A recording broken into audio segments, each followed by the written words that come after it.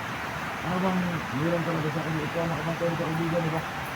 Ikaw yung binili ng maskara dito. Sige, Luit. Anong meron sa Blackwater na yan? Bakit isang kono ni Dami yan? Hindi yung mahawakan yan. Blackwater na yan. Gusto mo mahawakan ko yung Blackwater? Yun. Huwag kang matakot. Huwag kang magalit ka kasi kasama mo nakalo.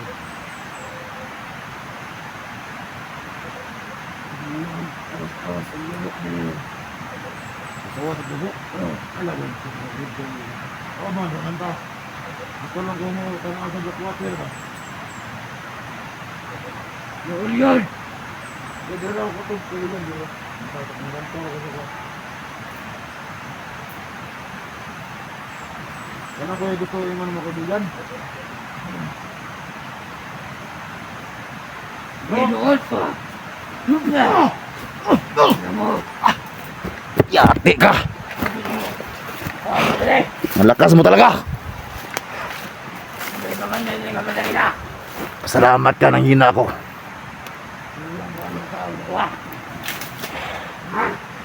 Hindi talaga over yung lakas ko dito. Naloko na.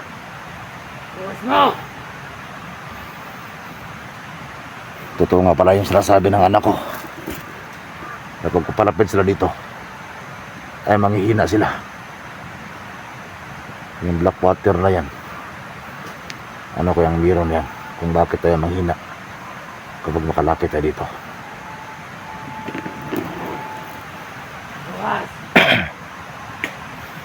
So hindi lang muna ako lumayo kasi alam ko nandyan din sa utol ko ang tago lang.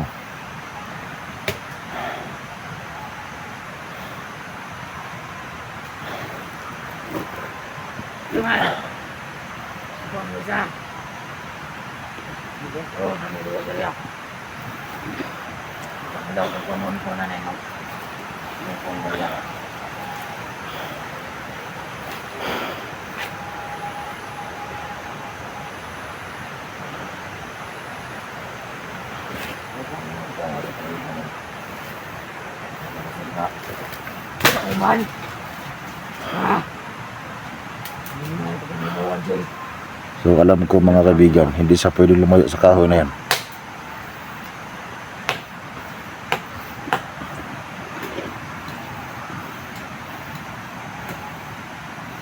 Pag nauna ko, Joy, nakikauban. Pagbahan na. Ibawan na. So hindi rin siya pwedeng matagas sa akin dito kasi hindi siya pwedeng makalayo dyan sa kahoy na yan. Ay, nasigdala lang tao niya. Hindi ba ako magtanong?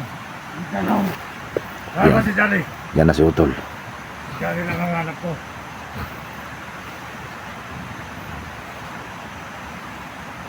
Hupa!